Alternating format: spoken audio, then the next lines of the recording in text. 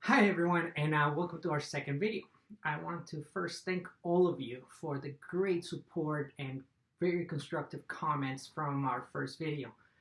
I am working on incorporating all the observations in audio, camera angle, lighting, and the messaging that I'm trying to deliver here. So keep the comments coming because they're very helpful. I happen to be teaching a class in risk management right now, so we will be covering the topic over the next couple of weeks. So let's start with an introduction into what is project risk management. So first of all, risk management deals with uncertainty and the impact that that uncertainty can have in our projects. Risks can be both positive, we typically call those opportunities, or it can be negative. That's the more traditional term that we use when we refer to risks. Our objective as project managers is to deliver the project on budget, on schedule, and to the quality requirements stipulated.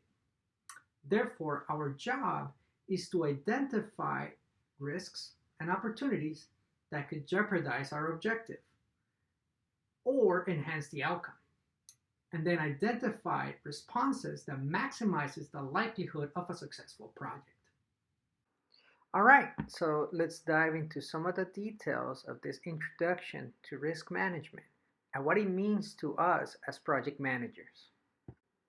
According to the PMBOK, that is the project management body of knowledge, there are 6 elements to risk management. We start with planning risk management into our project. This means we establish a process through which the team brings up risks and opportunities. We establish a cadence and a methodology. This can include a form in which the known information about a risk is documented. We can also define a daily or weekly or even monthly meeting in which the risks are raised and discussed. Moreover, we define a method through which we disposition our risk. For example, what risk is too great to accept? What risk is too low to eliminate? And for which risks will we define some sort of mitigation plan? Lastly, we want to define up front how we are going to track the risks and what events trigger some sort of risk response. Then we identify risks and opportunities. This is an ongoing activity. Early on, the team will try to look into a crystal ball and then define what can possibly go wrong or right with a project or with each individual task. For instance, in a construction project, what will happen if a subcontractor is late delivering a section of a building? What are the impacts to the overall project? Conversely, what happens if they're done ahead of time? Does that represent an opportunity to finish the overall project early? As the project progresses, we may see new events that may give rise to new risks and opportunities. Next, we perform qualitative risk analysis, which is a subjective analysis and is a quick and dirty way to assess the likelihood and impact of a risk.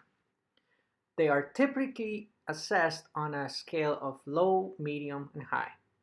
Some people also prefer numerical values, say 1 to 5 or 1 through 10. I prefer the numerical value, but that's just my preference. The analysis is performed by plotting the risks into a matrix where one axis represents the impact and the other represents the likelihood of an event. Using this matrix gives us a tool to prioritize between multiple risks. We will cover this in further detail at a later time.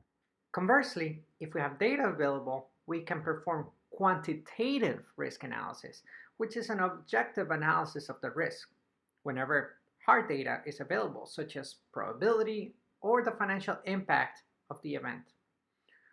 All the needed data is not always available or feasible to obtain.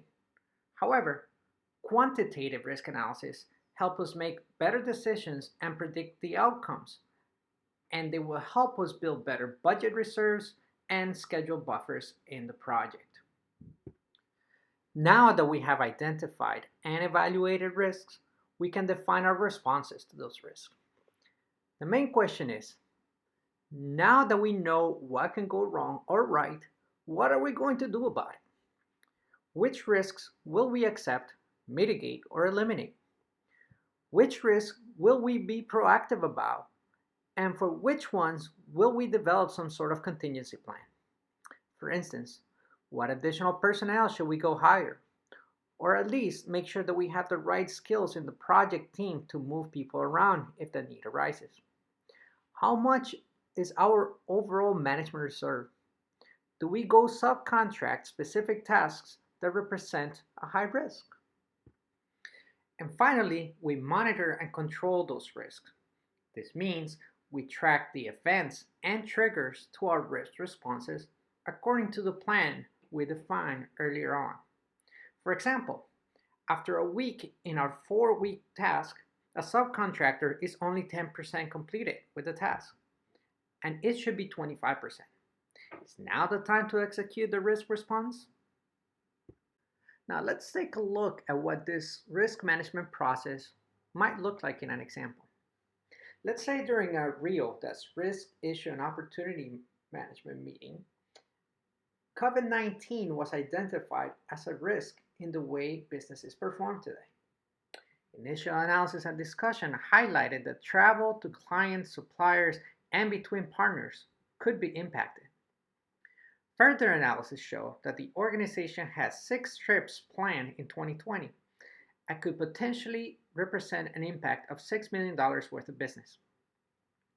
The team planned risk responses involving proactive communication with stakeholders, prepare some sort of virtual forms of collaboration to protect employees, clients, suppliers, and partners.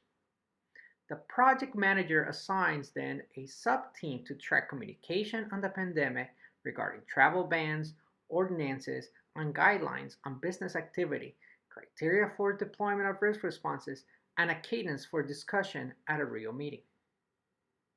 So let's wrap up today's video with some classroom-type problems around risk management. So you can reflect back to what you've learned today and answer some of these. So what are some of the risk management methodologies to which you have been exposed, either at work or some volunteer organization or even in your personal life? What are examples of opportunities that have been capitalized on a project in which you've been involved? And can you think of examples where risk management didn't work? A risk that wasn't identified, or a mitigation strategy that didn't produce the desired results?